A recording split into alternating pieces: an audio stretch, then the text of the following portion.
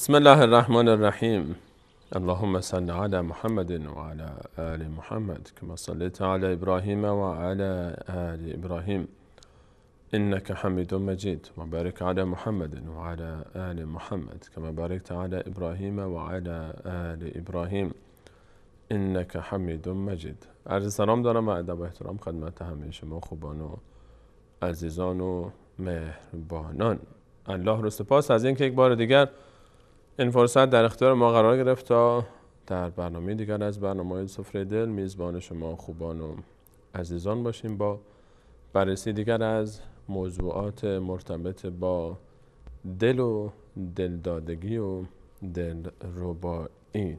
امروز هم با جناب دکتر نور محمد عمرای عزیز در خدمت شما خوبان و عزیزان خواهیم بود و موضوعی جدید. در آغاز من عرض سلام دارم و ادب و احترام از طرف خودم و به نمایندگی از همه شما بینندگان عزیز محضر جناب دکتر نور محمد عمرای عزیز. جناب دکتر عرض ادب و احترام.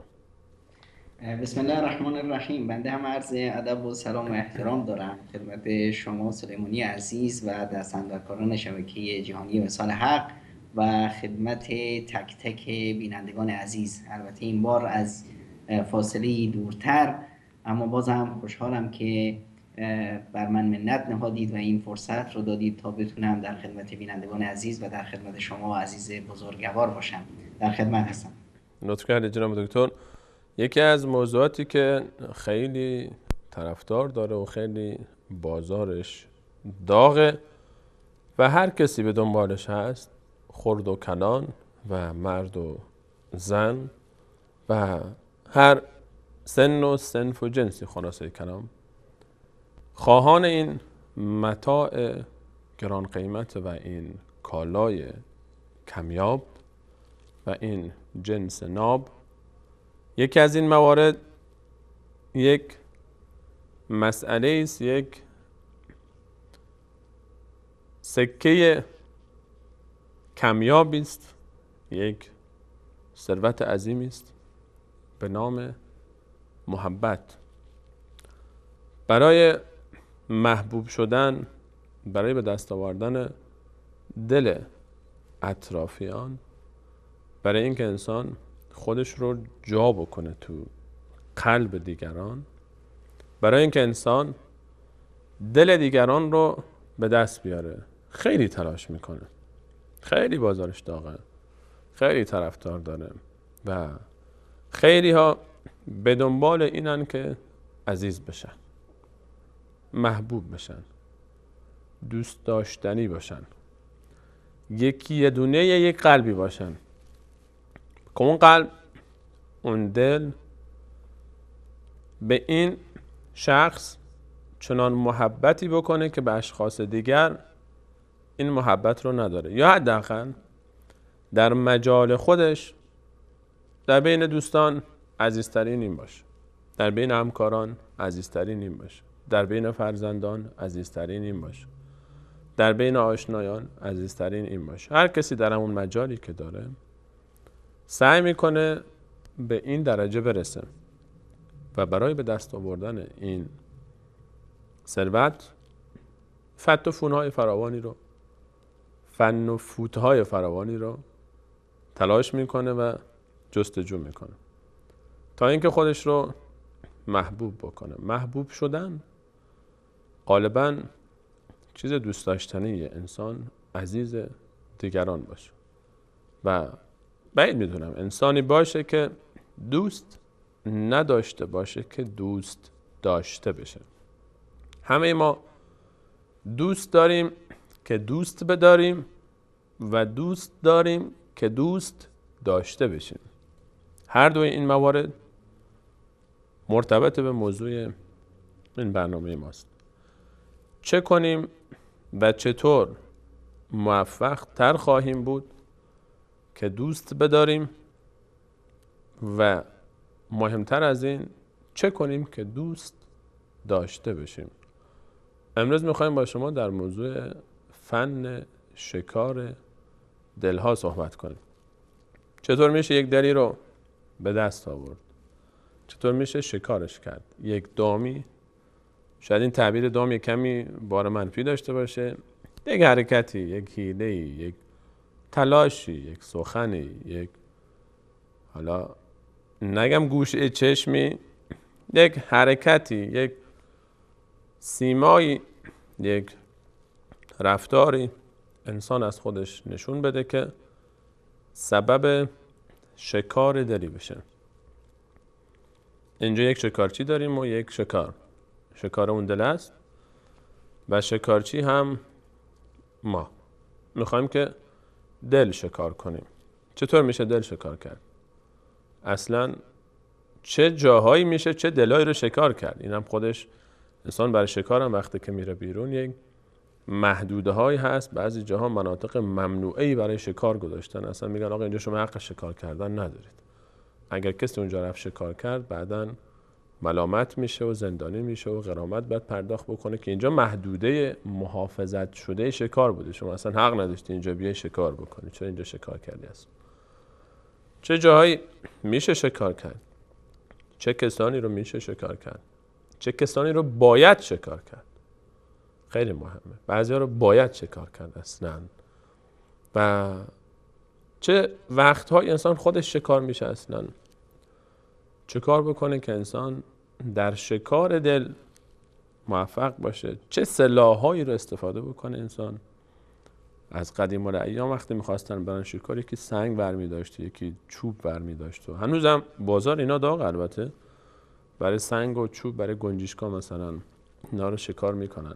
برای انسان‌ها و دل‌ها چه سلاح‌هایی به درد ما میخوره و چه کار میتونیم بکنیم که شکار بکنیم، در شکار خودمون موفق‌تر باشیم و چیکار کنیم خودمون شکار نشیم، یا شاید تعبیر دقیق ترش چه کار کنیم که خودمون شکار بشیم. اینجا بعضی وقتا انسان دوست داره که شکار بشه و میدان محبت میدانیه که انسان اگر شکار هم بشه ضرر نمیکنه. اتفاقا خیلی ها طالبن که به جای شکارچی باشن شکاره باشن، بعضی میخوان شکارچی باشن. بازاریه دیگه، برای خودش دنیایی داره. امروز میخوایم با شما عزیزان در مورد فن شکار دل صحبت کنیم. جناب دکتر بحث رو آغاز خواهند کرد از هر جایی که دلشون بخواد برای شکار و فن شکار دل. جناب دکتر در خدمت شما است. بسم الله الرحمن الرحیم. الحمد لله و الصلاة والسلام علی حبیبی و مولای رسول الله و علی آله و صحبه و من والاه. حقیقتش موضوع محبت و شکار دلها، من همینقدر بگم در زیبایی این موضوع و در شیوایی این موضوع که همین موضوع به هر حال وقتی که روی زبان استاد سلیمانی اومد، استاد سلیمانی شد شاعر. حقیقتش جملاتی که عرض کردید همش بوی شعر و شاعری میداد. حقیقتش بگم که قضیه محبت و رسیدن به دلها یه واقعیتی است که هیچ دیانتی، هیچ مکتبی در دنیا اینقدر به اون بها نداده که اسلام بها داده. که در احادیثی ما داریم از پیامبر اکرم صلی الله علیه و سلم که لا تدخلوا الجنة حتی تحابوا، امکان نداره وارد بهشت بشید مگر اینکه دوست داشته باشید. دوست داشتن، عشق ورزیدن، قلبها به هم نزدیک شدن واقعا یک آرزوست، یک آرزویی که انسان خیلی وقتا هر چه تلاش میکنه چون راه رو به اشتباه رفته بهش نمیرسه. خیلی ها میخوان که با مال و منالی که دارند در دلها جا باز کنند، اما متاسفانه دلی رو به دست نمیارند، شکمهایی رو به دست میارند. بعضیا با رنگ و روغن و به اصطلاح جمال و کمالی که به دست میارن میخوان با زیبایی افراد رو شکار کنن، که باز میبینیم که چشما رو شکار میکنن، شهوت رو شکار کردن، اما دل رو نتونستن شکار کنن. بعضیا دیگه منصب و جای و مکانی که دارن اون رو به رخ دیگران میکشن و به هر حال به این صورت برای خودشون یه پاتوقی رو جمع میکنن، اما این پاتوق در واقع پاتوق طمع هست، پاتوق آز هست، رسیدن به یک اهداف و مرامی هست. اگر اون اهداف و مرام بهش رسید، خب این رابطه به اصطلاح با هدف معین استمرار پیدا میکنه، و الا اگر اون منصب از دست رفت یا طرف ناامید شد، میبینیم که این محبتی به وجود نمیاد، دشمنی ها به وجود میاد. این زیبایی و این به اصطلاح جمال رو ما کجا داریم؟ در آیه قرآن کریم ان الذين آمنوا وعملوا الصالحات سيجعل لهم الرحمن ودا. این یک به اصطلاح یک راهکاری هست که برای رسیدن به محبت، برای دوخته شدن دلها به همدیگه، رسیدن اینی که اونایی که ایمان آوردن و ایمان آوردن نه تنهایی کافی نیست و عمل الصالحات، کارهای نیکو کردن. و زیبا اینجاست که همه انسان ها از آدم خوب خوششون میاد، از آدمی که تو خودش باشه خوششون میاد. مشکل کجاست؟ وقتی که اون آدم صالح میشه آدم مصلح. تا وقتی که شما صالحید همه برات کف میزنن، سوت هم میزنن. وقتی که شدی مصلح اینجاست که دیگه بعضیا خب این اصلاح شما، این دعوت شما باعث میشه که خیلی ها ناراحت بشن، باز دیگه میبینیم که شاخت میزنن. اینجاست که خداوند متعال میفرماید ان الذين آمنوا وعملوا الصالحات، اونایی که ایمان آوردن و عمل صالح انجام دادن، سيجعل لهم الرحمن ودا. این محبت این از طرف خدا میاد، خداست که این محبت رو به اصطلاح براشون تو دلاشون میندازه و الا رسیدن به محبت خیلی مشکله. ساختن محبت و عشق خیلی چیز بسیار سختی هست. خداوند متعال به پیامبرش میگه هو الذي أيدك بنصره وبالمؤمنين وألف بين قلوبهم لو أنفقت ما في الأرض جميعا ما ألفت بين قلوبهم. ای پیامبر ما، این کسی که محبت و عشق رو در قلب یاران تو انداخت و سبز کرد این خدا بود. اگر تو تمام این دنیا رو خرج میکردی، هزینه میکردی برای اینکه دلها رو به هم بدوزی، این امکان پذیر نبود. این خداست که دلها رو به هم نزدیک میکنه، قلبها رو به هم میدوزه. اون محبت و عشقی که صادقانه است، اون محبت و عشقی که ما دیدیم چطور صحابه در راه رسیدن به رضایت خداوند متعال چه جانفشانی ها کردن، چه سختی ها رو تحمل کردن، چه از خودگذشتگی ها و ایثارهایی رو به نمایش گذاشتن که اینها رو همه رو ما در زندگیمون بسیار کمرنگ میبینیم. سببش چی هست؟ سببش مشکل ما در اصل هست، در اساس معادله هست. ان الذين آمنوا وعملوا الصالحات. یا مشکلمون در ایمانمون هست یا در عمل صالحمون.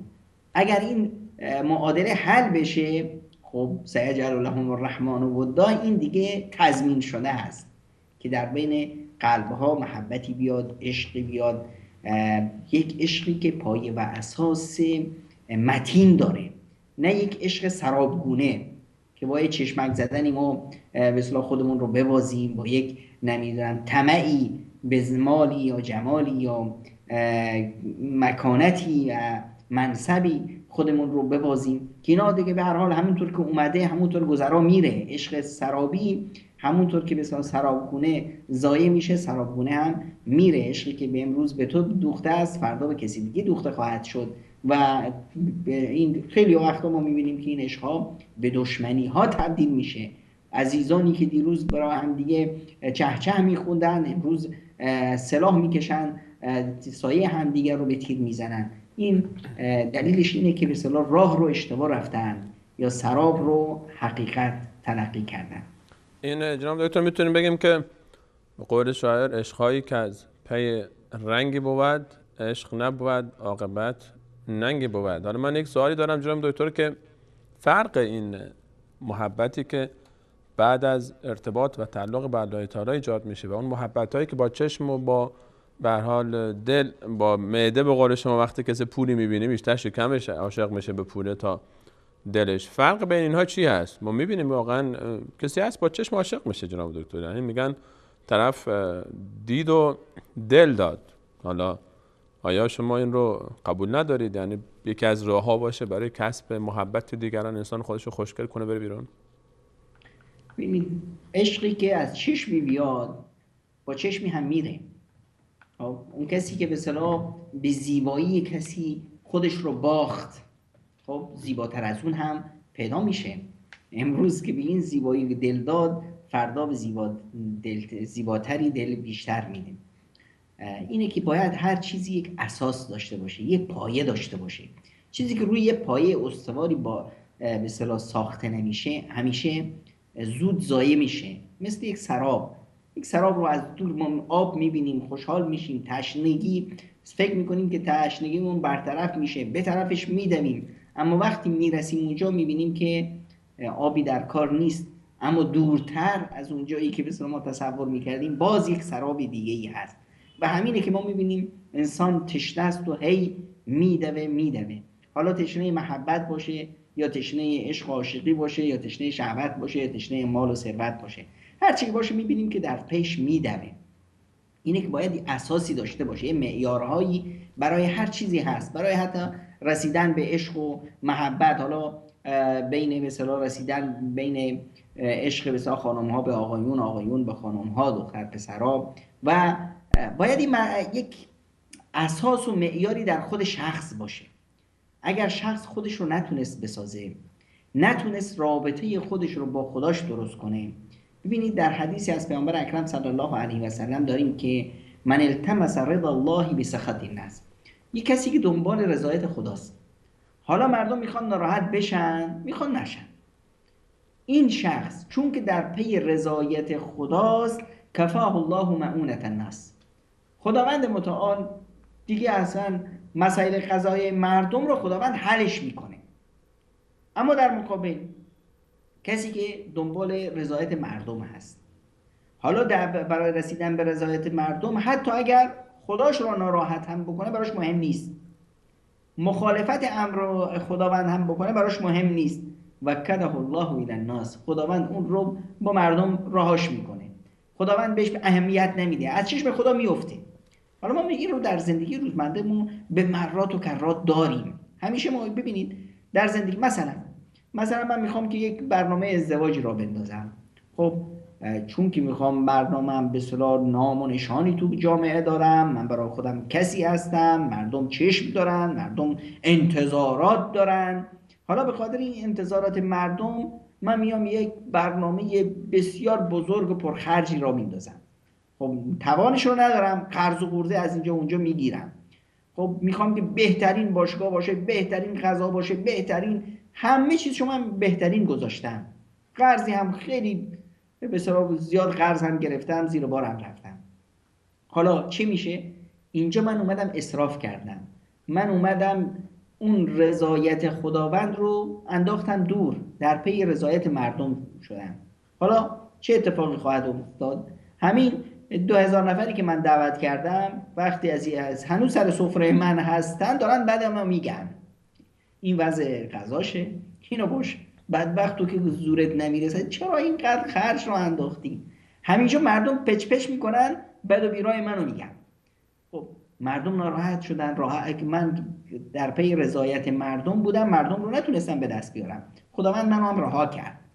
اما اگر می اومدم رضایت خداوند رو در پیش می بودم، حالا مردم میخوان راضی بشن میخوان نشن، یک کار بسیار ساده، یک ازدواج بدون دردسر، بدون اسراف، اون در حدی که توان خودم بود، برای اصلاح جامعه هم مد نظرم بود، حالا حتی از اون مقداری که در توانم بود اومدم پایین تا مردم یاد بگیرن، تا جامعه یاد بگیره که ازدواج رو سادهش کنه، راحتش کنه، مردم یاد بگیرن. این کار رو وقتی کردم شاید چند نفری زرت پرتی بزنن. اونا کیا هستن؟ اونا همون افرادی هستن که زیر بار رفتن، اونا افرادی هستن که دیروز یه چهچه و بهبهی راه انداخته بودن، بیچاره‌ها الان کمرشون شکسته، هنوز نتونستن مثلا برنامه ازدواجی که 4-5 سال پیش داده بودن هنوز نتونستن قرضاشون رو بدن، حالا میخوان که من هم تو همون چاله بیفتن. الان که دیدن که من خودم رو نجات دادم شاید یه جایی یه حرفی بزنن، اما تو دلشون، تو مجالسی که دارن در بین خودمونی ها میگن واقعا فلانی خیلی عاقل بودا. همین من در پی رضایت خداوند بودم، خداوند عشق و رضایت من رو تو قلب‌های مردم انداخت. اصلا یه حدیث بسیار شیواتری رو استاد سلیمانی براتون بگم که رسول خدا صلی الله علیه و سلم میفرمایند که اگر خداوند متعال یکی از بندگانش رو دوست داشته باشه، بنده بتونه کاری بکنه که محبت خدا رو به دست بیاره، این شخص چه اتفاق خواهد افتاد؟ خداوند عزیزترین فرشته رو، جبریل رو صدا میزنه که آهای جبریل من فلانی رو دوست دارم، دوستش داشته باش. جبریل اون رو به دوستی میگیره. در آسمون ها ندا زده میشه که خداوند فلانی رو دوست داره، دوستش داشته باشید. اهل آسمون اون رو دوست خواهند داشت. بعد از اون ثم یوضع له القبول فی الارض، همه زمینیان محبت اون شخص، رضایت از اون شخص در قلب همه زمینیان کاشته میشه. همه دنیا اون رو دوست دارن، آسمون اون رو دوست داره، زمین اون رو دوست داره، سنگ و کلوخ و درخت اون رو دوست دارن، ماهی‌ها و مرغان اون رو دوست دارن، بنی آدم اون رو دوست داره، براش احترام قائله، براش ارزش قائله. خب پس معیار محبت خداست. اگر ما تونستیم محبت خدا رو اونطوری که شاید و باید هست به دست بیاریم، خب خیلی راحت میتونیم محبت دیگران رو دست بیاریم. اصلا ما در قلبهای دیگران تحمیل میشیم. خداوند متعال به حضرت موسی چه فرمودن؟ و القیت علیک محبتا منی، انگار که همین محبت رو خداوند متعال انداخت تو دل حضرت موسی. این محبت رو خداوند تو دلها میندازه. میبینیم که ما کسی رو اصلا ندیدیمش، باش احتکاک نداشتیم، اما دوستش داریم. خبر میرسه که مثلا آقای سلیمانی کسالت دارن، میبینیم که ای چقدر در چارسوی دنیا افرادی هستن که دعا میکنن، اشکشون میریزه، اصلا نه شما رو دیدن، نه با شما به اصطلاح احتکاکی داشتن، هیچ موردی نبوده، اما چی؟ خداوند متعال این محبت رو انداخته تو قلبها. وقتی چیزی انداخته میشه حالا دیگه اجباری هست، تحمیلی هست. وقتی که ما با خدامون تونستیم این رابطه رو به دست بیاریم، این مودت و این محبت رو با خدامون داشته باشیم، خداوند متعال این محبت رو تو دلهای مردم میندازه. پدر مادرها دوستمون خواهند داشت، همسر دوست خواهد داشت، برادر و خواهر و عزیز و همسایه و همه میبینیم که یه نوع محبت، یک نوع عشقی در قبال شما خواهند داشت. جناب دکتر، بعد از این که خب این قدم اول که مهمترین قدم هست و حقیقتا هم برای محبوب شدن اون محبوبیتی که در دلها باشه و ماندگار باشه و به خاطر هر رنگی هر روز عوض نشه و کم و زیاد نشه، قدم اول فرمودید که محبت با الله تعالی و رابطه زیبا با الله تعالی. خب بعد از این در تعامل با اطراف، یعنی خب بعد از این که ما رابطه خودمون رو با الله تعالی سامان بدیم، در رفتار با دیگران از این فن و فوتا بگید، حالا چیکار باید کرد؟ انسان دور و بری ها رو چطور بیشتر میشه جذب کرد؟ این چند تا از این دام ها بگید تا این شکارهای دونه درشتی آدم به دست بیاره. این سوال شما منو بیاد اون بنده خدا میندازه که اومد پیش رسول اکرم صلی الله علیه و سلم، گفت یا رسول الله یه فن و فوتی به من یاد بده که اگه من انجامش دادم خداوند منو دوست داشته باشه، مردم هم منو دوست داشته باشن. این آرزوی هر انسانی هست. پیامبر خدا صلی الله علیه و سلم فرمودن ازهد فی الدنیا یحبک الله، در دنیا زاهد و پارسا باش، خداوند تو رو دوست خواهد داشت. وازهد فیما ایدی الناس یحبک الناس، چشمت رو از اون چی که تو دست مردم هست بردار، مردم تو رو دوست خواهند داشت. قناعت داشته باش، چشم همچشمی نداشته باش، هی تو دست مردم نگاه نکن که چیزی که تو دست مردم هست به تو هم برسه یا به تو هم بدن، اون وقت مردم تو رو دوست خواهند داشت. اینی که ما قناعت داشته باشیم، در دنیا ما رو غرق نکنیم. همه انسان ها از انسان مادیگرا و مادی پرست و دنبال ماده بودن خوششون نمیاد. خیلی خوششون میاد که یک رفیق پولداری داشته باشن که بتونن به اصطلاح از اون بهره‌ای ببرن، اما از این خصلت دنیا پرستی و در پی ماده بودن خوششون نمیاد. اگر هم با کسی نزدیکی میکنند از اهل دنیا، به خاطر به اصطلاح چندرغازی هست، قربون بنده کیفتم تا پول داری رفیقتم. همون که پول از دستش رفتی که رفاقت هم تموم شد، محبت هم تموم شد، دوستی هم تموم شد. البته راههایی هم هست که ما به قلب‌ها رو، دل‌ها رو شکار کنیم.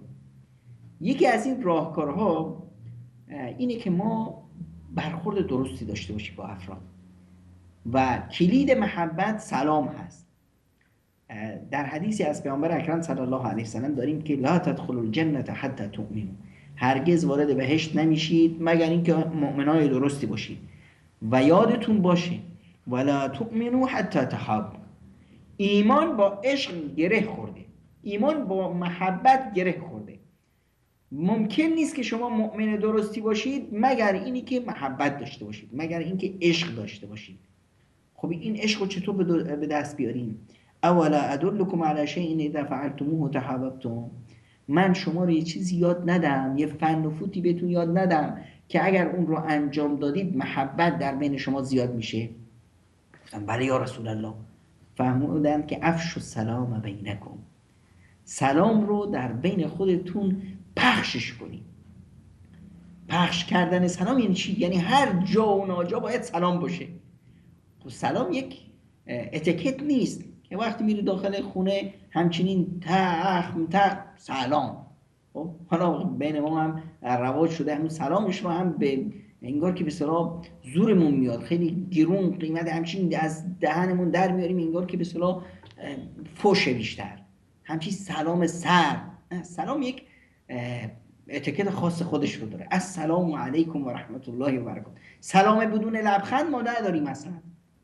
سلام باید لبخند همراهش باشه. سلام یک عاطفه رو به اصطلاح تعبیر میکنه، یک عشق و محبتی که در دل هست اون رو تعبیر میکنه. وقتی ما به هم میرسیم در واقع این موجهایی رد و بدل میشه.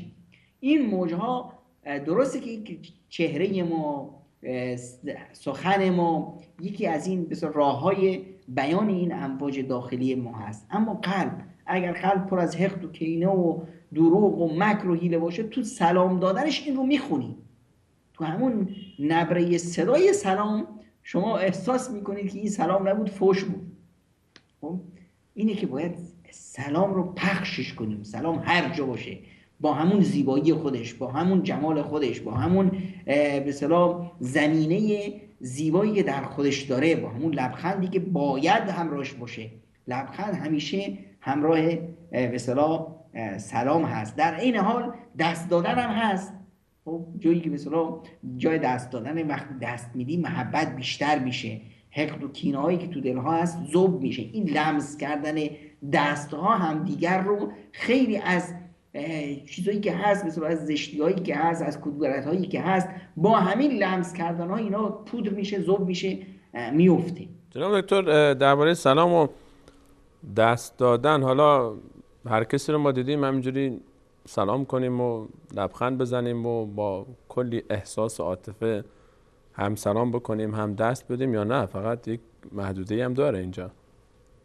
ببینید هر چیزی جای خودش، هر سنگی در جای خودش سنگینی داره.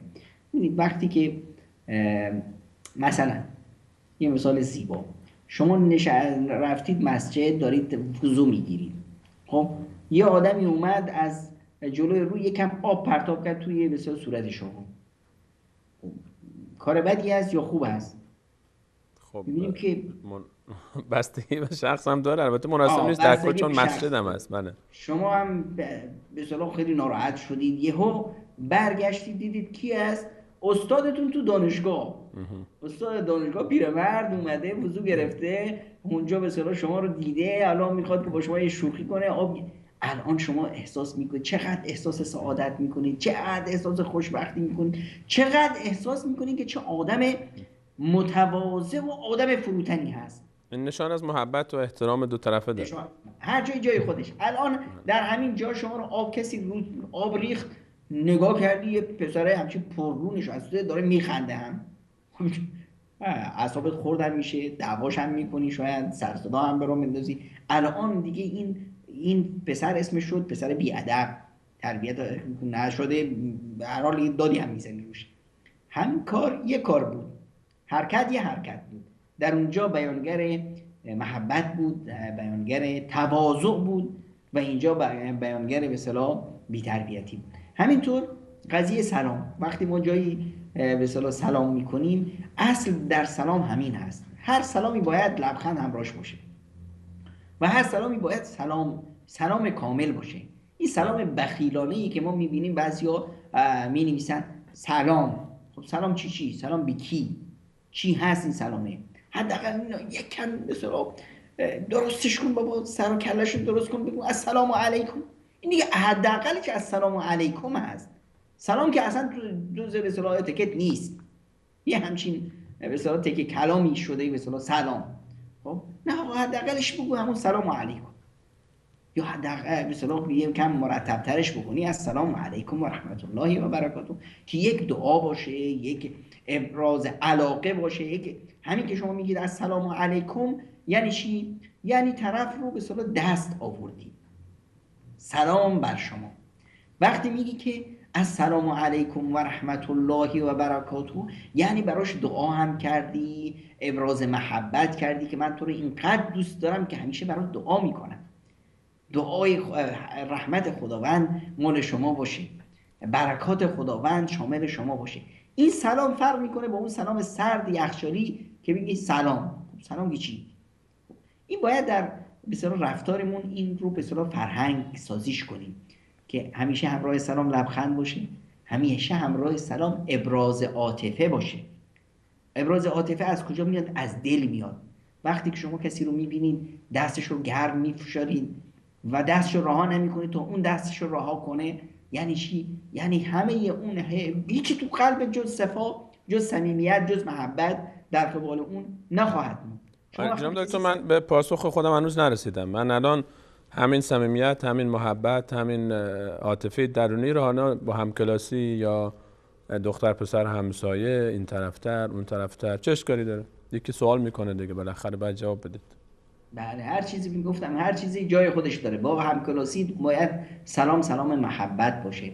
با نمیدونم دختر همسایه سلام احترام باشه.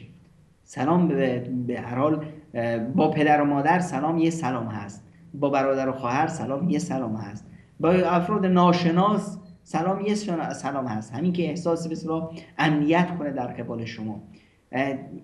به اصطلاح سلام به معنای فرو ریختن مرزها نیست. هر جا یه مرز یک مرزبندی خاص خودش رو داره، با بزرگتر، با کوچکتر، با همسایه، با شناس، با ناشناس، با جنس مخالف، با زن همسایه، با دختر همسایه، با بزرگتر، با کوچکتر به اصطلاح همسایه. همه اینها باید اون مرزبندی های عرفی که هر جامعه داره، مرزبندی های آداب و اخلاق، اونها باید رعایت بشه. دیگه اگه قرار به سلام همراه مادر، سلام بدون به اصطلاح بوسیدن دست نیست. خب همراه پدر بدون بوسیدن دست یا سر پدر نیست. خب یا دست پدر نیست، همین که سلام میکنی دست پدر رو باید ببوسی، دست مادر رو ببوسی. خب این بوسیده دیگه نمیاد به اصطلاح با هم کلاسی دیگه، و حالا دستشو نمیبوسی. خب شاید رو بوسی باشه، تا به اصطلاح در همون عرفی که هست در هر جامعه. این سلام به معنای فرو ریختن این عرف ها نیست که ما بیاییم به اصطلاح تا دختر همسایه رو دیدی یه سوتی بزن، یه چشمک هم بزن، السلام علیکم و رحمت الله فلانی فلانی. خب این که نشون. اینجا دیگه باز برمیگردیم به همون مسئله اول که میگن چه پسر بی تربیتی، این چه سلامی بود، این چه شیوه سلام است. به هر حال هر چیزی به اصطلاح جای خودش و شناختن جا و محل و شخصیت‌های خیلی مهم هست. این منو بیاد یک قصه از سیرت پیامبر اکرم صلی الله علیه و سلم میندازه. یه صحابی بود بنده خدا، فقیری بود، بسیار فقیر بود، روستایی دهاتی بود، تو دهات مینشست و خیلی هم زشت، شکل و قیافش خیلی هم زشت بود. چون هر چند وقتی به مدینه منوره تشریف می آوردن، یه هدایایی برای پیامبر اکرم صلی الله علیه و سلم از اونجا می آوردن، مسکی و نمیدونم شیر خشکی و به اصطلاح کشکی و چیزی برای پیامبر می آوردن از به اصطلاح همون دهاتشون و از روستاشون. یه بار اومدن مجلس پیامبر خدا صلی الله علیه و سلم، پرسیدن. ظاهرا پیامبر مشغول بودن. بعد خبر رسید که بله ظاهر اومده. پیامبر مستقیم رفتن دنبالشون، کجاست این ور اونور، گفتن که یا رسول الله شما مشغول بودید. رفت. خب ظاهر که میاد کجا میره؟ میره بازار چیزایی که آورده به سلام میذاره میفروشه. پیامبر خدا صلی الله علیه و سلم از پشت رفتن و ظاهر رو یواشکی تو بغل کشیدن و داد زدن، جار زدن آها این برده رو کی میخره؟ حالا کسی بیاد از پشت شما رو بگیره تو بازار محکم بفشاره، ندونی کیه، بعد بگه خب به هر حال انسان فکر میکنه بابا شاید کسی اومده مال منو سرقت بکنه، شاید کسی اومده میخواد به منو بزنه. به هر حال در این اثنا ظاهری پشت سرش رو زور میزد ببینه کی هست. دیگه بابا میگه که منو میخواد بفروشه اصلا، که این برده رو که از من میخره. اینجا بود که وقتی متوجه شد که رسول اکرم صلی الله علیه و سلم چقدر خوشحال شد، بعد سر رسول الله را بوسید، بغل کشید رسول الله. ببین این هر چیزی جای خودش. اینجا جای ابراز محبت هست، اینجا جای به اصطلاح فروغ ریختن. حالا ما بگیم که این رسول الله صلی الله علیه و سلم هست، یا به اصطلاح بزرگترین فرمانده روزگار، نمیدونم عزیزترین شخص پیش خداوند، و با یک انسان فقیر افتاده. یا خب ببینیم ظاهر مثلا تصور کنیم شکل و قیافش اون وقتا مثلا از روستا اومده، همش پر از خاک، گرمی هست. حالا لباسش رو ببینیم لباس روستایی، همش عرق، شاید وزنش اینطوری شاید باشه. با این وضع میبینیم که پیامبر اکرم صلی الله علیه و سلم این برخورد رو میکنن. پس هر جایی برخورد خاص خودش رو، با هر کسی شیوه برخورد خودش رو. همین پیامبر رو ما میبینیم در صلح حدیبیه، وقتی که به اصطلاح میخوان اونجا صلح برقرار بشه، میبینیم که قریشیان کی رو میفرستن؟ قریشیان میفرستن شخصی رو به نام عروه ابن زبیر. عروه هم برای خودش پادشاهی هست، یک گردن کلفتی هست. وقتی میخوان بیاد پیامبر خدا صلی الله علیه و سلم اون رو ببینیم که الان نه بغلش میکشه نه سلامش میکنه. برخوردش چی است؟ ابوبکر بیا کنار من وایسا، مغیره ابن شعبه بیا پشت سر من وایسا. مغیره هم چی؟ برو سر تا پا خودتو چی اسلحه بپوش و به اصطلاح تو. مغیره از سر تا پا تو زره آهنین، هیچ چیزی ازش دیده نمیشه مگر دوتا چشمش، با یه شمشیر گنده، با یه پتک گنده پشت سر پیامبر اکرم صلی الله علیه و سلم، یک آدم آهنی. عروه هم خیلی گردن کلفتی بود، خیلی گنده و خیلی درازقدر و پهلوانی بود. پشت سر پیامبر اکرم صلی الله علیه و سلم نشسته که پیامبر به این طرفی که میاد و نشون بده که مثلا من پادشاهم، من کسی هستم، قلدرم، فلانم، بهش نشون بده اگه تو پادشاهی منم بس تو پادشاه‌ترم. تا وقتی برخورد رو می‌بینیم، اما عروه وقتی میاد به اصطلاح دست میزنه به محاسن پیامبر اکرم صلی الله علیه و سلم یا محمد، از اون ور می‌بینیم که مغیره محکم با به اصطلاح همون آهنی که تو دستش داره میزنه به دستش، دستو بکش کنار. خب دو سه بار این طرف میخواد که به اصطلاح پیامبر رو به خود جذب کنه، یه جوری حرف بزنه، میگه که یه بار دیگه دستو برکشیدی به اصطلاح محاسن پیامبر اکرم صلی الله علیه و سلم، میزنن دستت رو قطع میکنن، با یه دو تا دست برگشتی، با یه دست برمیگردی پیش قومی. هر جایی جای خودش، هر برخوردی برخورد خودش. جایی که به اصطلاح تکبر هست، غرور هست، جایی هست که به اصطلاح اونجا باید انسان عزت نفسش رو نشون بده، شجاعتش رو نشون بده. در جایی که به اصطلاح جنگ بود، پیامبر اکرم صلی الله علیه و سلم صحابه رو تشویق می‌کردن که همین مردونگیشون رو نشون بدن. اما وقتی تو خانواده هستیم، با همسر هستیم، با پدر مادر هستیم، با بچه‌هامون هستیم، با محیط زیبای جامعه هستیم، با خویشان هستیم، با همسایه‌ها هستیم، اینجا دیگه محبت هست. اینجا سلامش سلامی هست که پر از عاطفه هست، سلامی هست که پر از احترام هست، سلامی هست که جایگاه خودش رو داره، سلام بزرگتر به کوچیکتر، یه سلامی که همراهش با یک دست کشیدن روی سر کوچیک هست، یه سلامی که به کوچیک احترام شخصیت رو بهش نشون دادن که تو پیش من عزیز هستی، سلامی که به اصطلاح پیش برای بزرگتر هست، سلام به اصطلاح احترام ذی شیبه مسلم هست که در روایات اومده که از تبجیل خداوند، از احترام خداوند این هست که شما احترام یک پیرمرد پیرزن رو داشته باشید. احترامی که آدم سال خورده در واقع از جزئی از احترام و اکرام خداوند متعال هست. هر چیزی به اصطلاح جای خودش زیباست و به اصطلاح ارزش داره. حالا جناب دکتر، ما که هرچی سعی کردیم از شما این اجازه رو بگیریم، اجازه ندادید که بعضی از این جوانان ما گهگوداری دوست دارن ابراز محبتاشون این طرف اون طرف بگن و نمیذارید دیگه. حالا از سلام هم که بگذریم، در غیر از سلام قبلش فرمودید زهد و پارسایی و چشم نداشتن به آنچه که نزد دیگران هست و بعدش خوشرویی و سلام و ارتباطات زیبا، شروعی زیبا در یک رابطه سبب میشه که انسان تو دل دیگران خودش رو جا بکنه. بعد از این موارد چه موارد دیگری رو پیشنهاد میکنید؟ یه چیزی که بسیار متاسفانه در جامعه ما کمرنگ شده و باعث شده که روابط اجتماعی سرد بشه، اینه که ما روابط اجتماعی رو یک بلای جان خودمون کردیم، یک تکلفاتی رو درست کردیم، یک به اصطلاح مخارج و هزینه‌هایی رو خودمون تحمیل کردیم، یک خود به اصطلاح نشون دادن‌هایی رو به خودمون به اصطلاح تحمیل کردیم که باعث شده روابط قطع بشه، روابط سرد بشه. دید و بازدیدها همیشه باعث میشه که انسان‌ها به یکدیگه نزدیکتر بشن. وقتی شما خونه کسی میرید، وقتی از پرسجو میکنید از حال و روزگارش، با همون لبخند زیباتون، با همون خوشرویی زیباتون که مثلا پیامبر خدا صلی الله علیه و سلم میفرمایند که از هیچ چیز کوچیکی به اصطلاح در کار خیر دریغ نکن. من نگو که این چیز ناچیزی هست، حتی اگر دوستت رو با یه لبخند باش مثلا برخورد کنی، حتی یه لبخندت صدقه هست برات، یه لبخندت عبادت هست. دین ما دینی هست که محبت در اون یکی از عبادت‌هایی هست و یکی از راه‌های رسیدن به بهشت. اصلا وارد بهشت نمیشین مگر اینکه محبت داشته باشید، مگر اینکه عشق بورزید. خب در این دید و بازدیدها ببینید ارزش این دید و بازدید چقدر هست. در حدیثی داریم که پیامبر اکرم صلی الله علیه و سلم میفرمایند که کسی میرفت زیارت یه دوستش.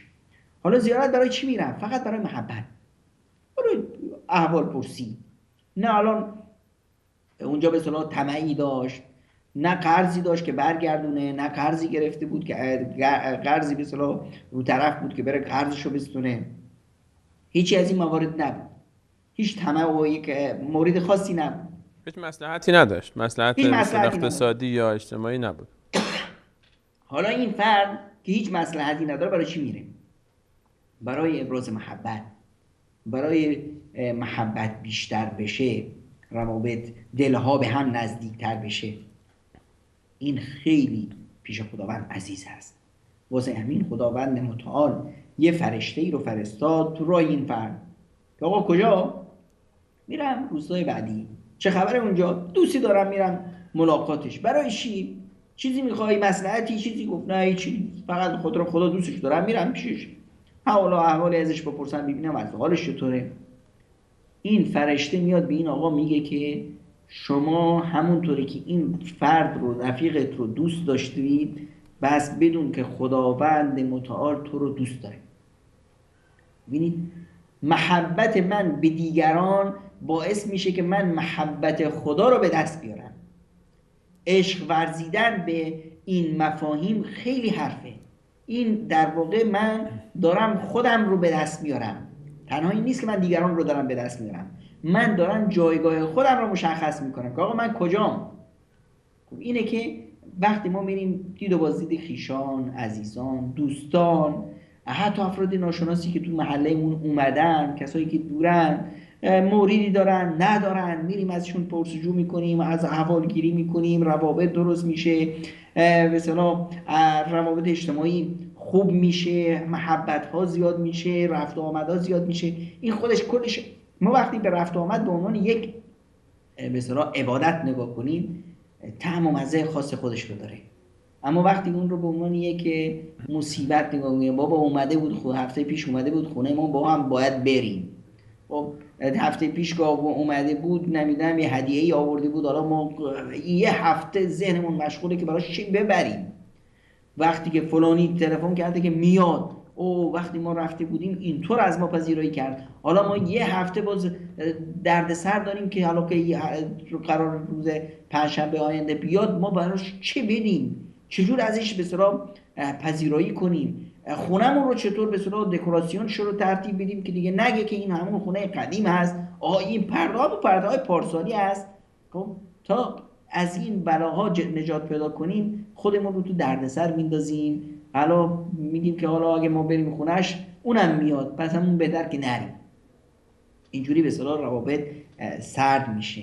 اینه که باید این مسائل رو حل کرد، این رو فرهنگ سازی کرد. ما برای به اصطلاح دید و بازدید میریم، برای پرسجوی احوال میریم، برای دونستن، برای مشارکت در غم و اندوه و شادی های دیگران میریم، نه برای اینه که یک سربار بشیم، یک مصیبت، یک بلایی برای اونا بشیم. این یه موردی که هست. از جمله موارد دیگه‌ای که باعث میشه که ما تو دلهای مردم جا پیدا کنیم اینه که به فکر مردم باشیم، اینی که به مردم خوبی کنیم. و احسنوا ان الله یحب المحسنین، خداوند متعال میفرماید خوبی کنید، احسان کنید، که خداوند کسایی که کارهای خوب میکنن، احسان میکنن، اونها رو دوست داره. و عزیزترین شخص پیش خداوند متعال اون شخصیه که بیشترین خدمت رو به مردم میکنه. احب الناس الی الله انفعهم للناس، بهترین کسی که بیشترین خدمت رو به مردم میکنه پیش خداوند خیلی عزیزه. اینی که ما در فکر دیگران باشیم، در راه رسیدن به سعادت دیگران، در راه اینی که مثلا مردم بیان ما رو دوست داشته باشن، ما اونا رو دوست داشته باشیم، از هیچی دریغ نکنیم.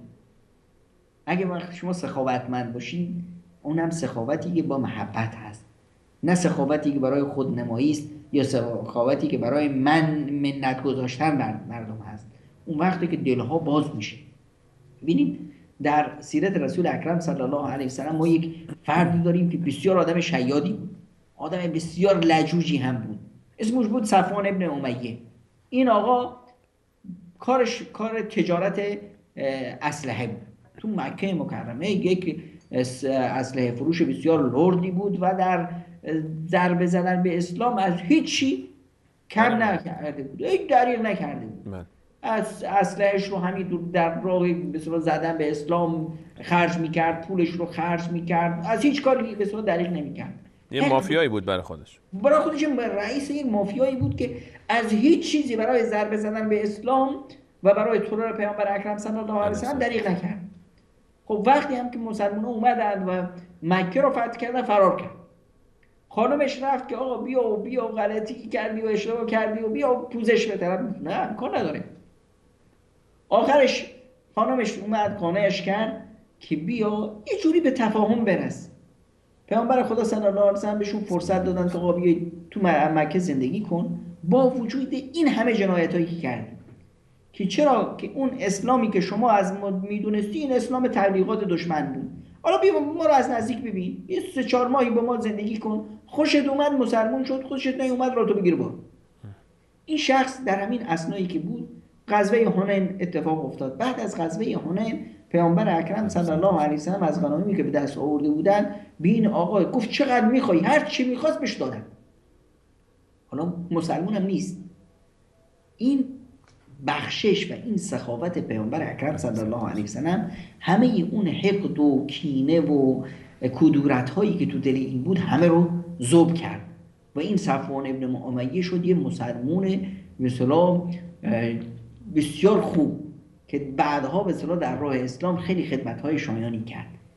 اینجوری ما وقتی که با سخاوت، با یک نوع هدیه دادن، پیامبر خدا صلی الله علیه و سلم می‌فرمایند تحادوا تحابوا، هدیه بدید تا محبت بین شما سبز بشه، محبت بیشتر بشه و به این صورت ما میتونیم دلها رو به دست بیاریم با سخاوتمون، با مثلا حرف خوب خیلی حساب داره. یک قصه زیبایی میارن، میگن که خب معروفه امام حسن ابن علی رضی الله عنه معروف بودن که ایشون مثلا ازدواج زیاد میکردن و خب ازدواج زیاد میکردن به نتیجه طلاق هم زیاد بود. به هر حال از جمله خانمایی که ایشون داشتن 2 تا از خانماشون رو طلاق داده بودن. یکی از قریش بود، یکی از قبیله دیگه‌ای بود به نام جحیفه بود، یه چیزی مثل این. المهم اینه که مثلا بعد از مدتی که طلاقشون داده بودن، برای هر یکی از این خانم‌ها به هر حال حقشون رو دادن اینا، برای هر یکی 20,000 سکه طلا فرستادن هدیه، که نشه که مثلا تو حقشون کوتاهی کرده باشه این حرفا. وقتی که با کسی که این هدیه رو فرستادن بهش گفتن که شما ببین که چی میگن، همون پیکه خبر برسون که اونا چی میگن. وقتی که اون 20,000 رو برد برای اون خانم قریشیش، ایشون تحویل گرفتن و گفتن خداوند جزای خیرش بده، خداوند خداش نیک بهشون بده. و 20,000 رو بردن به اون خانم دومیه که طلاق داده شده بود. ایشون گفتن که این 20,000 رو من میخوام چیکار؟ من خودش رو میخواستم، گرانمایه ترین چیز پیش من خود حسن هست، این مال دنیا هیچ ارزشی نداره. اون پیک وقتی این حرف رو آورد برای امام حسن دوباره اون خانومه رو برگردون و دوباره به اصطلاح باش ازدواج کرد و خانومش بود.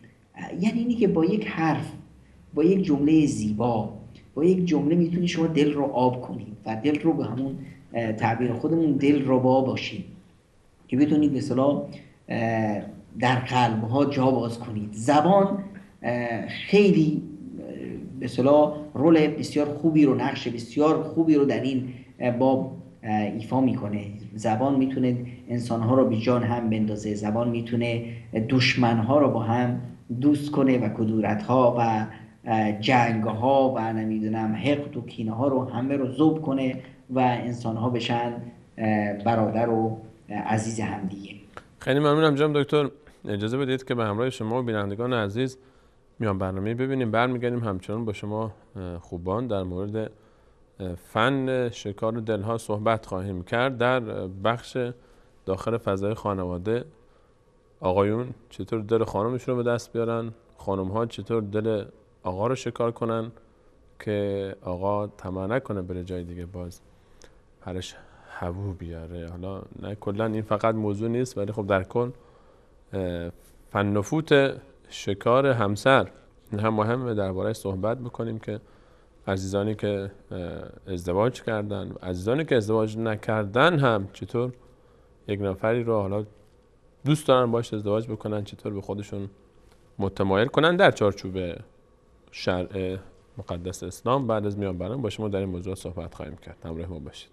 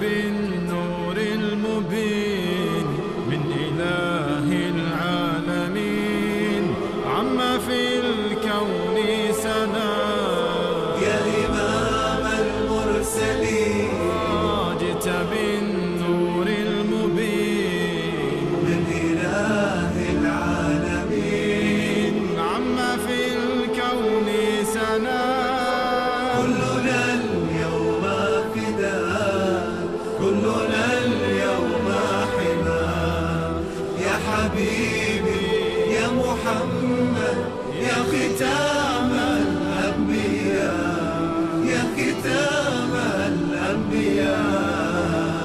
بعث حبيبنا محمد ليتمم مكارم الأخلاق، كان صادقا أمينا قبل أن يبعث، وبعدما بعث أوذي من قومه وطرد من مكة فلم يقدم لهم بعد أن تمكن منهم وقدر عليهم إلا العفو والمسامحة. سيد بالخلق ساد كل أرجاء البلاد من ظلام وسهاد نحو خير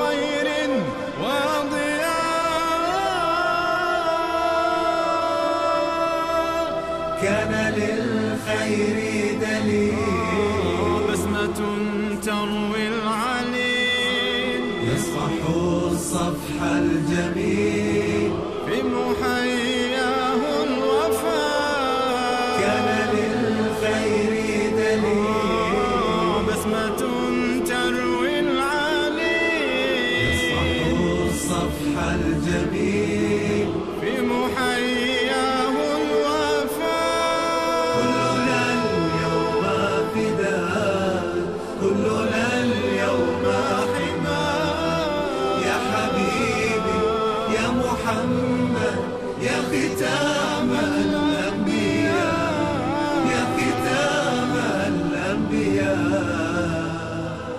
محمد صلوات ربي وسلامه عليه أوذي كثيرا ليوصل إلينا دين الإسلام لينقذنا من النار، فوالله لنفديه بأموالنا وأنفسنا وكل شيء عندنا. سيرة الهادي محمد أصبحت للكون تشهد من رماه سوف يخمد عاث بالذل مدى سيرة الهادي محمد أصبحت للكون تشهد من رماه سوف يخمد عاث بالذل مدى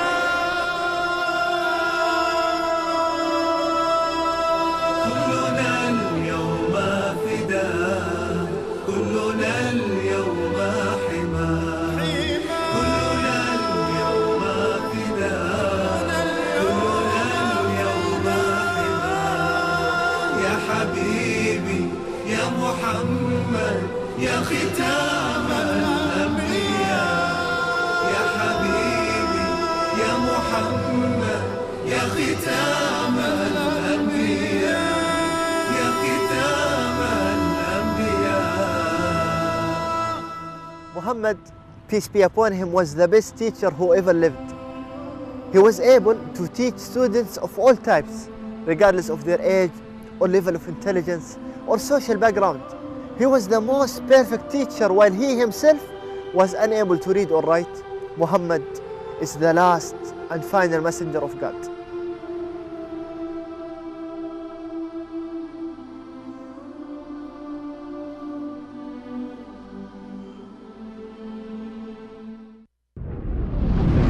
نور في الظلمات أنسي في خلواتي يا سعدي وهنائي القرآن حياتي. يا أيها الذين آمنوا كونوا قوامين بالقسط شهداء لله ولو على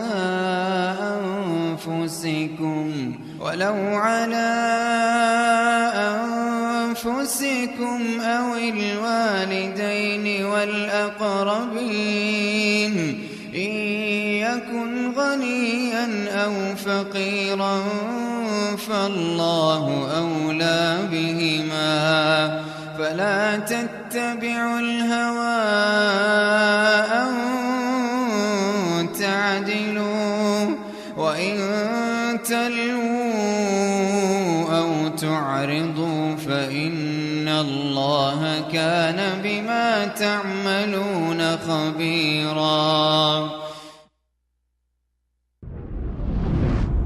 ای کسانی که ایمان آورده اید برپا دارنده عدالت باشید، به خاطر الله گواهی دهید، هرچند به زیان خود شما یا پدر و مادر و نزدیکانتان باشد.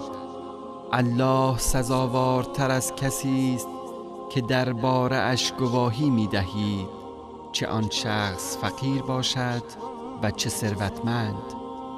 پس از خواسته های نفسانی پیروی نکنید که منحرف می شوید. و اگر به درستی گواهی ندهید یا از گواهی دادن روی بگردانید، بدانید که الله به اعمالتان آگاه است. نور في الظلمات أنسي في خلواتي يا سعدي وهنائي القرآن حياتي.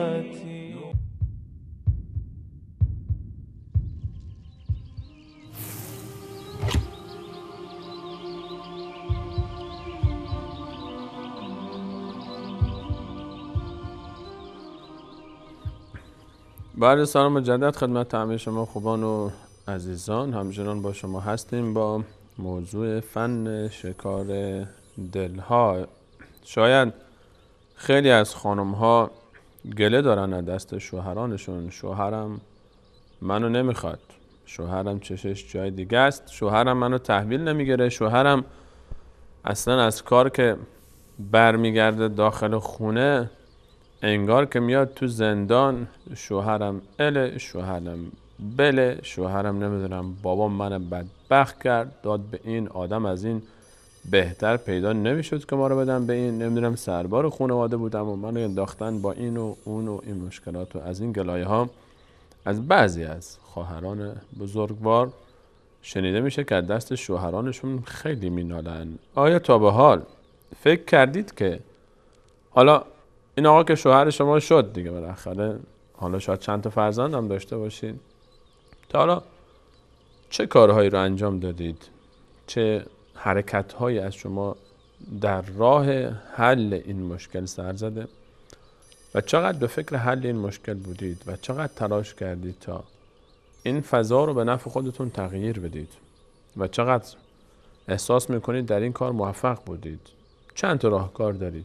اگر کسی از شما بپرسه که شما برای به دست آوردن دل شوهرت چه کردی؟ یا من نوعی، منی که با شوهرم مشکلی دارم، خواهری بیاد پیش شما بپرسه بگه که من فلانی با شوهرم مشکل دارم، تو که با شوهرت انقدر خوبی، چیکار میکنی در خونه؟ چیکار کردی که دلشو به دست آوردی؟ به منم یاد بده.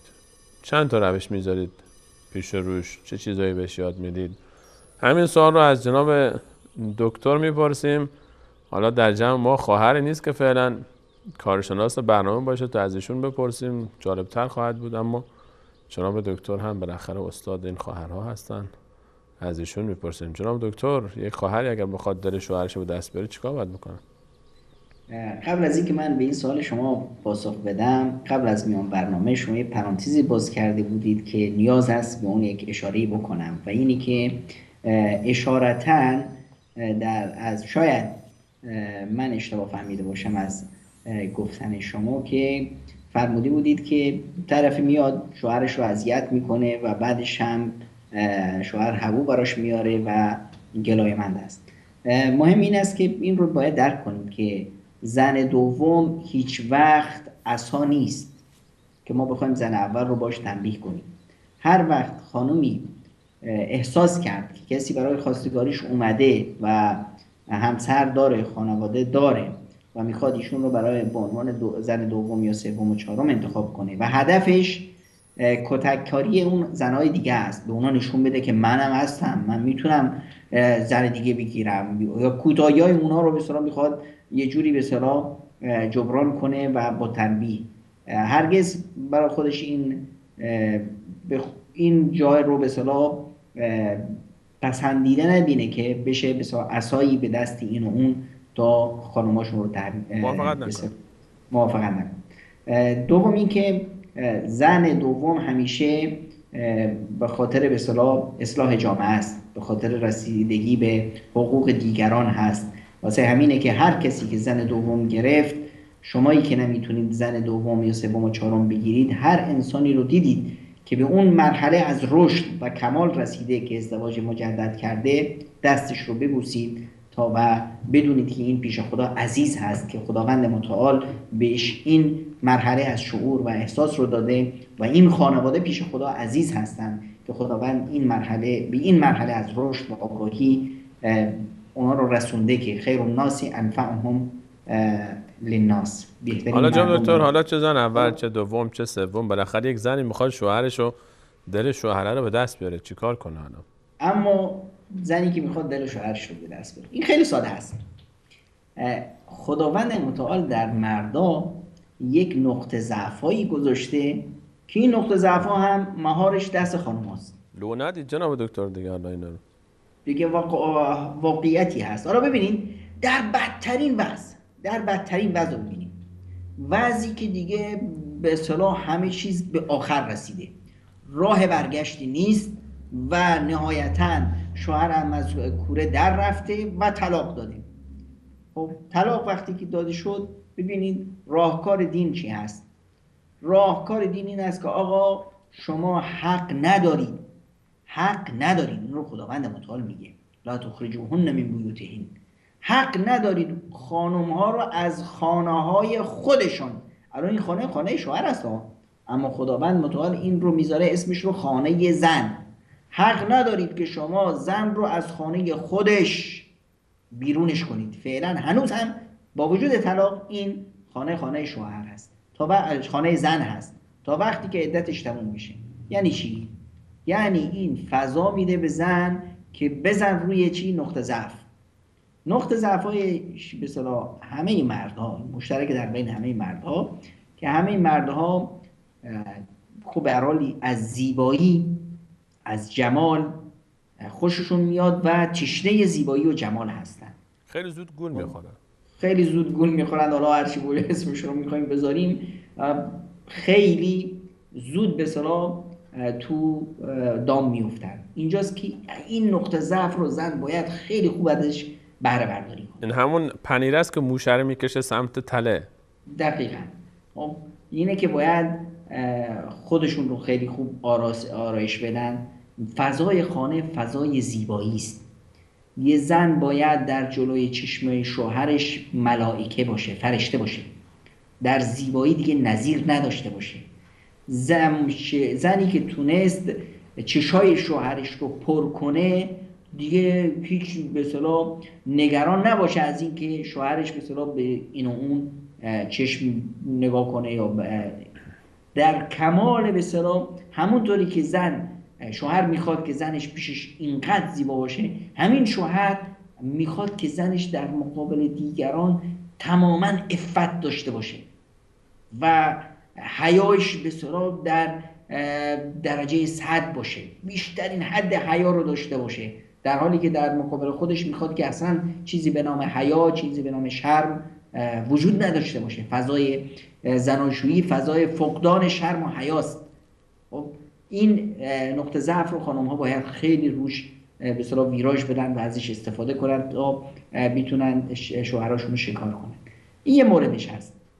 یه مورد دیگه هم این آقایی که به اصطلاح ازدواج کرده، شاید قبل از ازدواج خب مدتی تو دانشگاه بوده، تو تنها زندگی کرده، رو پای خودش بوده، به هر حال حتی غذای خودش رو خودش ترتیبش رو میداده و یه جوری به اصطلاح شاید بهترین آشپز بوده.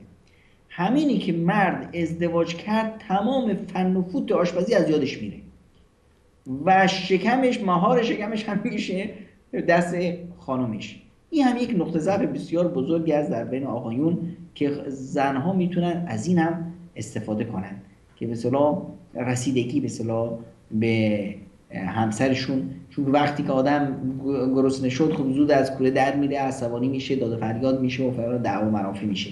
خب شاید به روش نیاد که مثلا بهش بگه که مثلا این همه این جنجال و همه اینا از گرسنگی است، از دیر رسیدن غذاست، از این حرفاست، یا از نامناسب بودن غذاست. اینجاست که مثلا مردا رو میشه با این چیزا گول زد. در مثالهای قدیم زبانهای دیگه هم آوردن که میگن یک کسی هست که زود پیر میشه، یا دو کس هم که زود پیر میشن، اونی که زنش آشپز خوب باشه و اونی که زنش بسیار خوشگل باشه. یعنی این دو مورد این دو تا نقطه ضعف در آقایون هست. چطور پیر میشن جناب دکتر؟ من متوجه این موضوع نشدم. یعنی چی؟ یعنی مردی که میرن اینقدر تو به اصطلاح در فضای زندگی زناشویی غرق میشن که این باعث میشه که پیر شن. حالا تفصیلش رو بذارید در وقتی دیگه باشه برای کسانی که اهل فن. من اصلا ببینید خانم ها وضعشون خیلی خیلی به اصطلاح خوب هست و خیلی هم راحت هست. یعنی رسیدن به سعادت برایشون، حتی رسیدن به بهشت، اینقدر ساده است که دیگه که اگر خانمی نتونست بره بهشت واقعا دیگه دست و پا چلفته است. خب پیامبر خدا صلی الله علیه و سلم میفرمایند که آی خانم ها، اگر شما همین 5 وقت نمازتون رو 5 وقت نمازتون رو درست بخونید، همین روزتون رو درست بگیرید، یعنی چی؟ یعنی اون واجباتی که دین بر شما گذاشته، رابطتون با خدا و حفظت فرجها و اون ناموس و حیا و حشمت خودتون رو درست به اصطلاح مراعات کنید. یعنی رابطه با چی؟ با جامعه، در جامعه با حشمت، با آبرو و بحیثیت باشید. در خونه و اطاعت زوجها، و در خونه فرمانبردار همسرتون باشید. روز قیامت بهشون میگن ادخل الجنة من ای ابواب شئت، وارد بهشت بشو از هر کدوم دری از بهشت که میخوای داخل بشید. میدونید این یعنی چی ها سلیمانی؟ این بهشت همون بهشتیه که پیامبر خدا صلی الله علیه و سلم میفرمایند بعضی از افراد هستند در روز قیامت که از 8 تا دروازه بهشت اون رو صدا میزنند که آقا بفرمایید از این ور. اون دروازه بهشت میگه بفرمایید از این ور. اون دروازه بهشت میگه نبیایید از این ور، باعث شرف من است. و پیامبر میگه که حضرت ابوبکر از جمله اون آقایون است. یعنی ابوبکری که این همه در راه دین جانفشانی کرد، سختی ها تحمل کرد، تمام مال و ثروتش رو فدا کرد، خانه و زندگی و همه چیز رو فدا کرد، یار غار پیامبر بود، به اصطلاح خلیفه مسلمانان بود، همه این زحمت ها رو کشید، به این درجه رسید. در حالی که یک خانم با کمتر از این به همین چند موردی که اشاره کردیم، رابطهش با خداش، درستی حشمت و آبرو و حیثیت خانوادگی در جامعه، اطاعت و فرمانبرداری از همسر، فضای خانواده، با این میاد به این خانم میگن که خانم از هر دری از بهشت که دلت میخواد بفرما داخل. ببین چقدر آسون هست رسیدن به اینی که ما بتونیم مثلا همسرمون رو شکار کنیم، زندگیمون رو بسیار زیبا کنیم با حرفای زیبا. خیلی جالب است وقتی ما میبینیم در بعضی از فرهنگ ها خانم حاضر نیست که شوهرش رو صدا بزنه، میخواد صدا بزنه، مونده با چه اسمی صداش بزنه، نمیتونه بگه آقای سلیمانی، خب داوود پسر بچه بزرگم داوود، خب بگیم داوود، خب داوود از اون ور صدا میزنه، بله مامان، مونده مادر که چطور صداش بزنه. بابا یه لفظ خوب چی میشه که بهش بگی مثلا عزیزم، قربونت برم، یک الفاظ بسیار زیبا. بعضی از مردا حسرت میبرن که وقتی خانومشون تو واتساپ براشون یه قلب، با قلبی که آماده گذاشتن، این واتساپی خدا جزا خیرش بده، یه قلبی رو گذاشته، همین قلب رو بفرست، زیرش بنویس دوستش دارم، با یک حرفای زیبا، با کلمات زیبا میتونید این شوهری که بسیار هر چقدر اخمو باشه، هر چقدر هم تندخو باشه، میتونی اونقدر رامش کنی که دیگه دست و پا نزنه بدون اشاره شما. خب این مواردی هست که خیلی مهم هست. البته در کنار اینها بعضی موارد هست که دیگه همون به اصطلاح میخ زدن رو غیرت مردانگی است. مثلا هیچ مردی نمیخواد که فضای خانوادگیش بیرون درز پیدا کنه. راز خانواده نباید بیرون بره، نه پیش پدر مادرها، نه پیش نمیدونم خواهر برادرها، نه پیش این و اون. مرد این از غرور مردانگیش هست که نمیخواد که هیچ چیزی کوچک بزرگی که به اصطلاح بین خودش و همسرش هست به هیچ عنوان بیرون درز پیدا کنه. اگر یه وقتی از جایی خبرش رسید که فلان حرف رو خانومه به فلان کس گفته و از فلانی به فلانی رسیده و به هر حال یه روزی به شوهره میرسه، اینجاست که دیگه میبینیم که داد و فریادش به راه میفته و به صدا سر صدا میکنه. این از این موارد باید خیلی خیلی دوری کرد. یه موارد دیگه هم هست. ببینید مرد وقتی که مرد مثل یک باغبونه، اومده کشاورزی، به اصطلاح بچه‌هاش همون میوه های سالیان رنج هستن. الان کسی بیاد این بچه‌ها رو بدزده، خب این مرد خیلی به اصطلاح بهش بر میخوره و دیگه فضا دیگه داغون میشه. هیچ وقت مادر نباید سعی کنه که بچه‌ها رو بذاره یک جته بازی درست کنه، یک گروه بازی درست کنه، بچه‌ها بشن مال اون. بدی پدر رو پیش بچه‌هاش بگه، یه جوری طعنه بندازه به سر پدر که بچه‌ها بسیار تحریک بشن. بچه‌ها اون عشق و علاقه‌ای که با پدر، بین پدر و بچه باشه، این عشق و علاقه رو مادر میسازه. پدر فرصت این رو نداره، پدر بیشتر خارج از خانواده است. این عشق و علاقه رو چطور مادر میسازه؟ برای بچه ها تعریف کنه از این سختی هایی که پدر میکشه فقط به خاطر اونا، برای این فداکاری و عشق و علاقه پدر رو به بچه‌هاش گوشزد بکنه، بچه‌هاش رو تشویق کنه که پدر که اومد بغلش بگیرن، دستشو ببوسن فلان. این موارد رو اگه برعکسش کرد، هی نق زد، این شد که بچه‌ها به هر حال همیشه بچه تمایل داره با چی باشه؟ با مظلوم باشه. اون مادری که میاد تو خونه خودش رو مظلوم نمایش میده که همه پدر ظلم میکنه، من بدبخت همه کارا رو میکنم، من، خب بچه کم کم از پدرش دور میشه.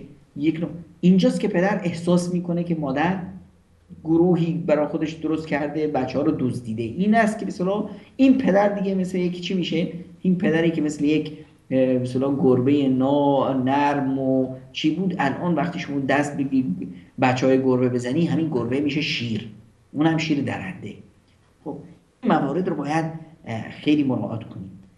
در موارد دیگه مرد در خانه میخواد که همیشه پادشاه خونه باشه دیگه. نه باید شما به اصطلاح بیاید پلیس بازی در بیارید برای همسرتون، هی این ور اون ور چکش کنید، کجا رفت کجا نرفت، چیکار کرد، چرا زیاد تو به اصطلاح حرفاتون بیاد، یا منکر و نکیر باشید، یا بیایید به اصطلاح نقش مادر بزرگ و معلم رو بازی کنید، نصیحت، هی نصیحت. حتی اگه میخواید نصیحت کنید، هر چیزی راه و رسمش رو داره، با هر کسی یه جوری.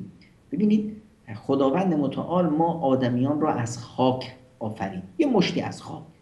تو این دنیای خاکی ما میبینیم خاکای سیاه هست، خاکای سیمانی دار هست، خاکای نمیدونم سفید هست. واسه همینه که ما بعضیامون سفیده، بعضیامون سرخه، بعضیامون بسیار رنگارنگیم. همینطور طبایع بشر هم بعضیا مثل سنگن. خب اون قسمتی که مثلا خاکی که ازش درست شده میشه خاک سنگی صخری بوده. یک کسی مثل ریگزار هست، نرمه.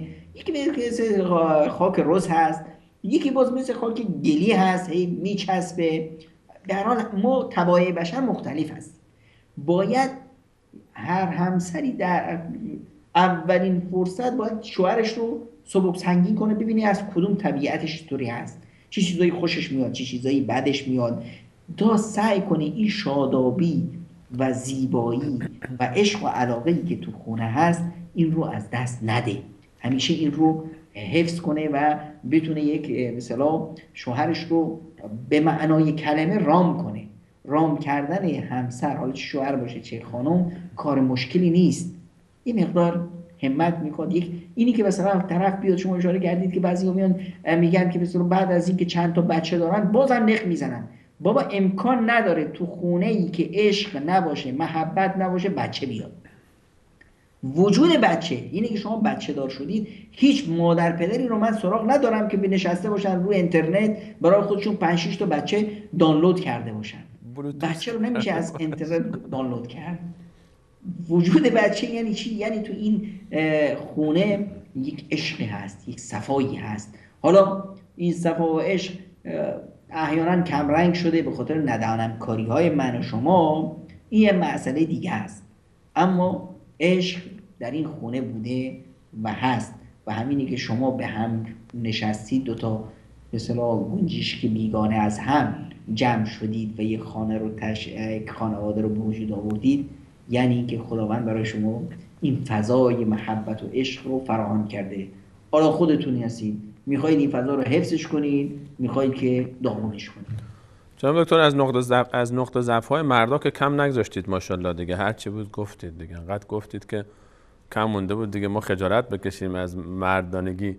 موضوع بحث خب از اون طرف هم چند تا نقطه ضعف بدید دست مردها که حداقل مردها بتونن چطوری دل خانمشون رو به دست بیارن. از نقطه ضعف‌های خانم‌ها بگید.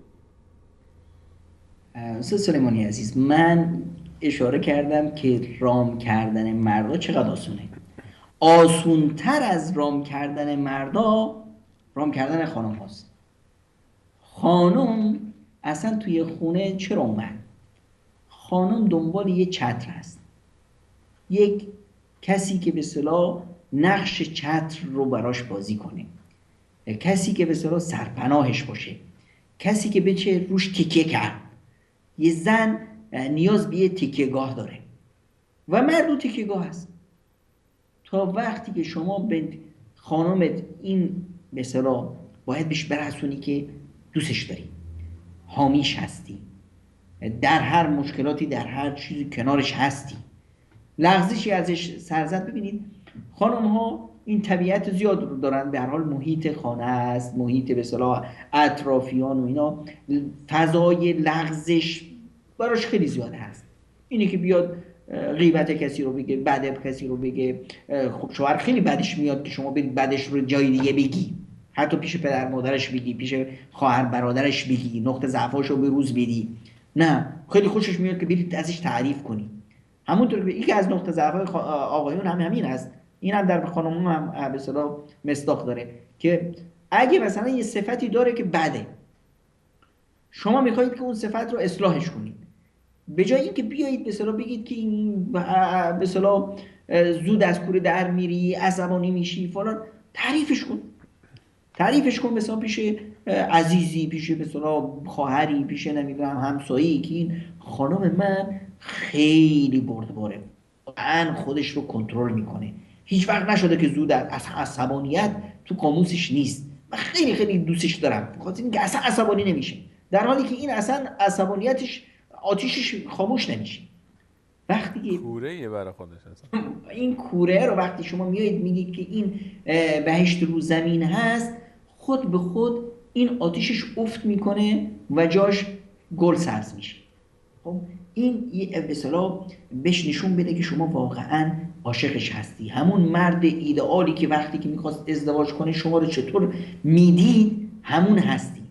حالا اگر اومد یه اشتباهاتی از شما سر زد، یک به اصطلاح به هر حال بدی کردی، لغزشی صورت گرفت، این رو بیا باش بشین حرف بزن.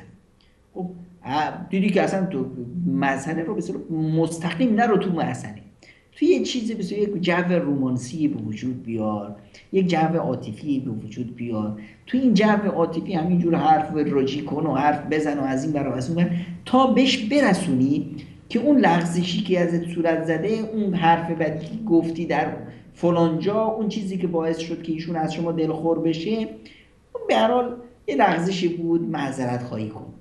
یا اگر لغزشی نبود، سوء تفاهمی بود، بهش برسونی که این سوء تفاهم بود. اما خب خانم‌ها خیلی خوششون میاد از حرف شنویدن و حرف زدن زیادی. شما هم نیاز هست که آقایون برعکس میخواد که جمله رو با یک جمله بگه، قضیه رو از بیخ از آخرش دیگه تمومش کنه. نه، این کارو نکن. با همون شیوه خودش، شیوهی که به اصطلاح زیاد میخواد حرف بشنوه، حرف بزنه، یعنی میفهمید که مرد رادیو باشه دیگه. برای به اصطلاح رفع کدورت ها نیاز هست که یه وقتی دیگه بزنی تو موج رادیو خوب بگی، تا اون به اصطلاح چیزی که به اصطلاح شده کم کم ذوبش کنی، از قلبش بیرون بیاری. همینطور با یک مقدار بیریایی، با یک مقدار صمیمیت، با یه مقدار هدیه دادن، یه گلی، یه نمیدونم انگشتری، یه پولی. بعضی خانم‌ها از طلا خوششون نمیاد، از پول خیلی خوششون میاد. بعضی خانم‌ها همین گل و نرگس و به اصطلاح اینجور چیزا به اصطلاح خیلی چشمشون رو میگیره، چون تو فیلم‌ها دیدن که گل میدن، اینا هم تا گل بهشون بده به اصطلاح خوشحال میشن. بعضی موارد هست که یک حساسیت‌هایی که زن داره. ببین که حساسیت زن چی هست. مثلا وقتی یه زنایی هستن که خیلی حساسن که اینی که مثلا یکی از خیشاش اومده بود، شما خوب باش برخورد نکردی. این نقطه رو به اصطلاح، این نقطه ضعفایی که توش هست یا این نقطه‌ای که میدونی روش حساسه، اینا رو مراعات کن، اتیکتشون رو به جا بیار. وقتی میبینی که این خانمه مثلا تو خونهش خیلی اون چیزی که مال خودش هست، اون چیزی که جهیزش هست، اون چیزی که نمیدونم مال خودش هست، فکر میکنه مال خودش هست، اون رو بهش خیلی میرسونه. خاصتا اون خانمایی که به اصطلاح برای خودشون حقوق دارن، همچنین بعضیاشون میچسبن به همین حقوقشون که مال خودش هست، چیزی که خریده مال خودش هست. بابا بهش بی توجه باش، نکنه که به اصطلاح دستتو بذاری روی تلویزیونی که مال خودش هست. کم کم این رو باید رامش کنی، بهش بفهمونی که این کاری که شما میکنی در مقابل چی هست؟ در مقابل آرامش خانه. پس شما میخواهید که این حقوق مال من و مال شمایی وجود نداره. این رو کم کم باید به اصطلاح بکاری تو این فرهنگ سازی بشه و این هم خب وقت میگیره. تا وقتی که به این مرحله نرسیدید باید خیلی مراعات کنید. میبینی که مثلا خیلی حساس هست روی مواعید، یه موعدی گذاشتید شما با همسرت میخواید که چون که با ایشون این موعد گذاشته شده ساعت 9 باید ساعت 9 باشه. این رو مراعاتش کن تا مثلا از کوره در نره. و همونطور که اشاره شد خانم‌ها خوششون میاد از رادیو بودن همسر. تا فرصت پیدا کنی حرف بزن، تو دلش رو به دست بیاری، حرفای خوب بزن، در هر کوچیک و بزرگی ازش تشکر بکن. و البته این یک اخلاق دینی هست که من لم یشکر الناس لم یشکر الله. اون کسی که از مردم قدر شناسی نمیکنه، تشکر نمیکنه، اون در واقع از خداوند تشکر نکرده. و چطور صداش بزنی خیلی حرفه که همسرت رو آهای خانم این دیگه خیلی سرد شده. این که جملات زیبا، جملاتی که به اصطلاح نشانه از محبت میده. اسمش رو هیچ وقت نبر. اصلا بردن اسم اینو ما کی رو با اسمش صدا میزنیم؟ دوستمون رو با اسمش صدا میزنیم. حتی پدر مادرمون رو هیچ وقت با اسم صدا نمیزنیم. این رو از قلت ادب میدونیم. همینطور همسرت رو هیچ وقت با اسمش صداش نزن. با یک چیزی حتی اگر اسمش رو میخوای استفاده کنی بشکنش، اسمش رو بشکن، یک اسمی به اصطلاح بهش بده، ستاره، قلبم، نمیدونم فرشتم، یه چیزی مثل این که به اصطلاح توش یه مقداری عاطفه باشه، اسم خشک و خالی نباشه. مثل یکی از دوستان که میگفت که گوساله، بعد منظورش این بود که چون چشای گوساله خیلی گنده است و چشای خانمش هم گنده است. هیچ ایرادی نداره که مثلا به عنوان شوخی همچین حرفی رو بزنی. البته بعداً فوراً تفسیرش رو هم بگی، البته تو تنهایی، نه جلوی مردم که باز از کوره در نره. احترامش جلوی مردم خیلی مهمه که مثلا حتی اگر خیلی با چپه، خیلی عصبانی است، فلان است، جلوی مردم این رو اصلا بروز ندی. جنگ‌های داخلی رو بذاری داخلی باشه، هیچ وقت این رو به اصطلاح بروز ندید. یه موردی که به اصطلاح این خانم رو دیگه داغون میکنه اینه که شما خدای نکرده به نامحرم چشم داشته باشید یا نگاه کنید. از این پرهیز کنید. هم خدا رو راضی کردید، هم به اصطلاح همسرت رو به اصطلاح کسب کردید. پس رام کردن مرد خیلی آسونه و رام کردن زن خیلی آسون‌تر. خیلی ممنون جناب دکتر. ما فکر کنم 1 دقیقه فقط فرصت داریم تا پایان برنامه. ما می‌خواستیم درباره بحث کسانی عزیزانی که ازدواج نکردن هم صحبت بکنیم. احمد جان دیگه ما بیشتر از این فرصت نمیده ظاهراً و اجازه بدید موضوع برای برنامه‌های بعدی بگذاریم. در پایان در مدت 1 دقیقه اگر صحبتی دارید خلاصه موضوع برای بینندگان عزیز در خدمتتون است. عزیزان، رسیدن به بهشت نیاز هست که ما رو نردبون محبت و عشق سوار بشیم و رسیدن به این نردبون عشق و محبت اولین پله‌اش برقراری رابطه درست با خداوند متعال است. اگر ما تونستیم محبت خداوند متعال رو به دست بیاریم، محبت مردم تضمین شده است.